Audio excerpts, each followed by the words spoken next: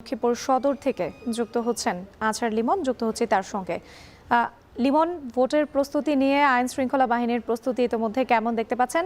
রাত পোহালেই তো ত্রয়োদশ জাতীয় সংসদ নির্বাচন, এবং এই মুহূর্তে কোনো অপ্রীতিকর ঘটনা ঘটেছে কিনা, কি তথ্য রয়েছে সব মিলিয়ে আপনার কাছে?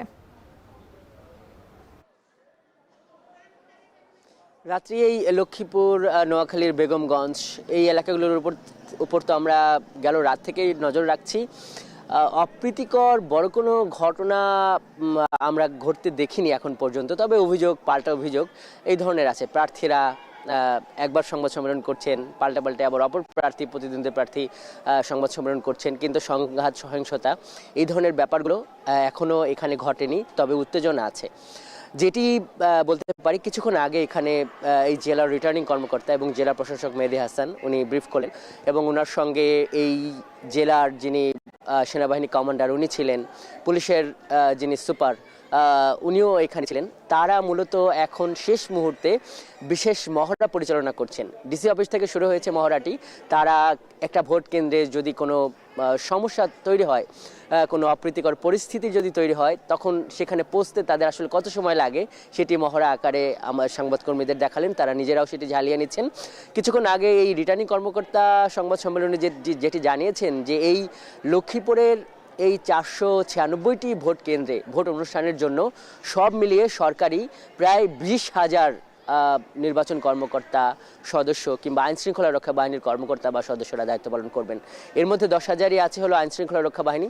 প্রতি কেন্দ্রে কেন্দ্রে কিন্তু আনসার সদস্যরা যেমন আছেন, 10 জন আনসার সদস্য থাকবেন, এর সঙ্গে আরও 3 জন যুক্ত হবেন যারা অস্ত্রধারী থাকবেন, পুলিশের সদস্যরা থাকবেন, সেনাবাহিনীরা স্ট্রাইকিং ফোর্স হিসাবে আছে। এখানে কিন্তু বেশ একটা মানে গুরুত্বপূর্ণ কেন্দ্র, অতি গুরুত্বপূর্ণ কেন্দ্র, যেটাকে আমরা বলছি যে ঝুঁকিপূর্ণ বা অধিক ঝুঁকিপূর্ণ। এইভাবে কিন্তু এখানকার অধিকাংশ কেন্দ্র কিন্তু ঝুঁকিপূর্ণ বা অধিক ঝুঁকিপূর্ণ, এবং সেটির সংখ্যা বলা যায় যে 496টার মধ্যে মোটামুটি 83টা সাধারণ কেন্দ্র হিসেবে চিহ্নিত করেছে নির্বাচন কমিশন বাকিগুলোর। যে কারণে আইন শৃঙ্খলা রক্ষা বাহিনী, এই নির্বাচন অফিস সবার পক্ষ থেকে আমরা দেখছি যে বেশ একটা প্রস্তুতি কিন্তু এখানে আছে।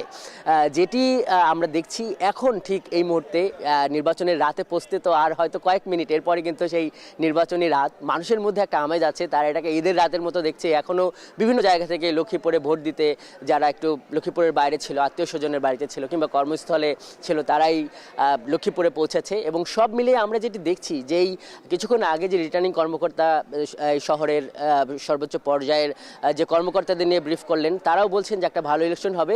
প্রতিদ্বন্দ্বী প্রার্থীরা তারা বলছেন যে কিছু আপত্তি অভিযোগ তারা তো উত্থাপন করছে, তবে তারা সবাই চাইছে যে একটা গ্রহণযোগ্য বা একটা শান্তিপূর্ণ নির্বাচন, এবং ভোটাররাও কিন্তু সেটিকে চাইছে। কিন্তু আসলে কতটি হয় এটি দেখার জন্য আমাদের ভোর পর্যন্ত অপেক্ষা করতে হবে রাত্রি। নির্বাচন নিয়ে আইন শৃঙ্খলা পরিস্থিতির খবর জানাতে লক্ষ্মী আইন শৃঙ্খলা পরিস্থিতি কেমন দেখছেন?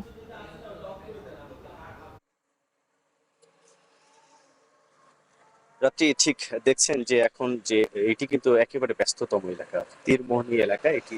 এখানে কিন্তু প্রতি মুহূর্তে যে সড়কে কিন্তু গাড়ি চলাচলের যে বিষয়টি, সেটি কিন্তু সেই ব্যস্ততা সেটি কিন্তু প্রতিদিনই থাকে। ঠিক নির্বাচনকে উপলক্ষ করে কিন্তু ঠিক এখন আমরা দেখছি যে একেবারেই শুনশান নীরবতা, একেবারেই যে গাড়িগুলো একেবারে সড়কে একেবারে মানে কম সংখ্যক যে গাড়ি, সেগুলো আসলে একেবারে যেটি আসলে যে এই গাড়িগুলো আসলে চলছে। আর একটু বিষয় বলে রাখি যে এই নির্বাচনকে ঘিরে কিন্তু এরই মধ্যে আইন শৃঙ্খলা বাহিনীর বিপুল সংখ্যক আইন শৃঙ্খলা বাহিনীর সদস্যরা তারা মাঠ পর্যায়ে তারা কাজ করছেন।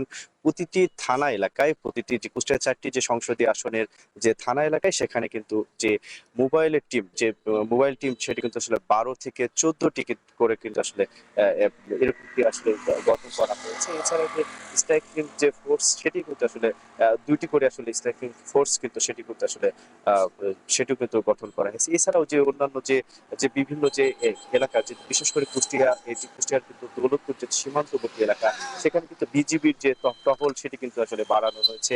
সেনাবাহিনী সহ অন্যান্য যে বাহিনীর সদস্যরা তারা কিন্তু বিভিন্ন মোড়ে মোড়ে তারা কিন্তু যে টহল যে কার্যক্রম, সেটি কিন্তু আসলে তারা নিয়মিত ভাবেই তারা করছেন। এবং শুধুমাত্র তারা তাদের একটাই শুধুমাত্র তারা আসলে বলছেন যে নির্বাচনকে নির্বিঘ্ন করতেই কিন্তু তাদের যে কার্যক্রম সেটি আসলে তারা করছেন। এবং আমি একটু বলে রাখি, একটু আগে আমি কথা বলছি কুষ্টিয়ার যে পুলিশ সুপারের সাথে, তিনি আসলে জানিয়েছেন যে 20,000 যে যে পুলিশ সদস্য, সেটা কিন্তু তারা কিন্তু আসলে 2000 যে পুলিশ সদস্য সেটি কিন্তু তারা কিন্তু মাঠ পর্যায়ে তারা কিন্তু কাজ করছেন। এছাড়াও যে অন্যান্য বাহিনীর সদস্যরাও ঠিক এই নিরাপত্তার যে জোরদারের যে বিষয়টি সেটি নিয়ে কাজ করছেন। এই ছিল আমার কাছে কুষ্টিয়া থেকে রাত্রি। নির্বাচন ঘিরে কুষ্টিয়া সেনাবাহিনী সহ আইন শৃঙ্খলা বাহিনীর বিশেষ টহল চলছে। এ নিয়ে বিস্তারিত জানাতে আমাদের সঙ্গে যুক্ত বাহিনীর অন্তত 10,000 সদস্য। এ নিয়ে আরও জানাতে জেলার রিটার্নিং অফিসারের কার্যালয় থেকে যুক্ত হচ্ছেন মাহবুব হোসেন।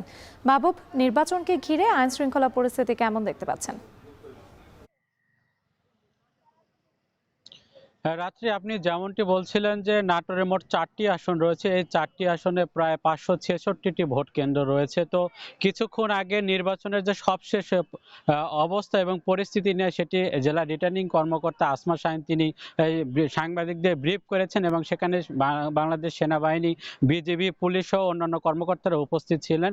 এবং আপনাকে একটু জানিয়ে রাখি যে নির্বাচন সুষ্ঠু এবং শান্তিপূর্ণভাবে করতে প্রতিটি ভোট কেন্দ্রে 14 জন সদস্য দায়িত্ব পালন করবেন। এর মধ্যে একজন পুলিশ সদস্য রয়েছেন এবং 13 জন আনসার সদস্য রয়েছেন। এবং এই 566টি ভোট কেন্দ্রের মধ্যে 50টি ভোট কেন্দ্র কিন্তু ঝুঁকিপূর্ণ হিসেবে ঘোষণা করা হয়েছে এবং এই ঝুঁকিপূর্ণ ভোট কেন্দ্রগুলোতে কিন্তু বাড়তি যে নিরাপত্তা আইন শৃঙ্খলা বাহিনীর সেটি থাকবে এবং সেখানে 2 জন করে অস্ত্রধারী সদস্য এবং আনসার সদস্য থাকবেন। এছাড়া আপনাকে যদি আরেকটু জানিয়ে রাখি যে প্রতিটি আসনে 2 জন করে নির্বাহী ম্যাজিস্ট্রেট, একজন করে জুডিশিয়াল ম্যাজিস্ট্রেট এবং সংক্ষিপ্ত বিচারিক যে ম্যাজিস্ট্রেট রয়েছে তারা দায়িত্ব পালন করবেন। এবং প্রতিটি উপজেলায় কিন্তু 2 প্লাটুন করে বিজিবি মোতায়েন রয়েছে এবং পুরো 4টি আসনে প্রায় 38 প্লাটুন সেনাবাহিনী রয়েছে। এছাড়া আনসার সদস্য রয়েছে প্রায় 7,000-এর বেশি এবং পুলিশ সদস্য রয়েছে 1,300-এর একটু বেশি। সব মিলিয়ে কিন্তু যদি বলি আপনাকে যে প্রায় 10,000-এর অধিক যে আইন শৃঙ্খলা বাহিনী রয়েছে তারা কিন্তু এই নির্বাচনে দায়িত্ব পালন করবেন। এবং সর্বশেষ পরিস্থিতি যদি আপনাকে জানিয়ে রাখি যে সুষ্ঠু এবং শান্তিপূর্ণভাবে যেন এই নির্বাচন সম্পূর্ণ হয় সেদিক থেকে জেলা রিটার্নিং অফিসার এবং আইন শৃঙ্খলা বাহিনী তারা কিন্তু চেষ্টা চালিয়ে যাচ্ছেন।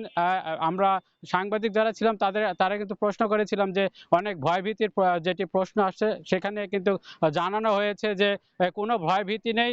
আইন শৃঙ্খলা বাহিনী যে কোনো ভোট কেন্দ্রে যদি কোনো বিশৃঙ্খলার ঘটনা দেখে 5 মিনিটের মধ্যে সেখানে বাংলাদেশ সেনাবাহিনী, বিজিবি সহ যারা আইন শৃঙ্খলা বাহিনী থাকবেন তারা কিন্তু সেখানে পৌঁছে যাবেন এবং পরিস্থিতি নিয়ন্ত্রণে নিয়ে আসবেন।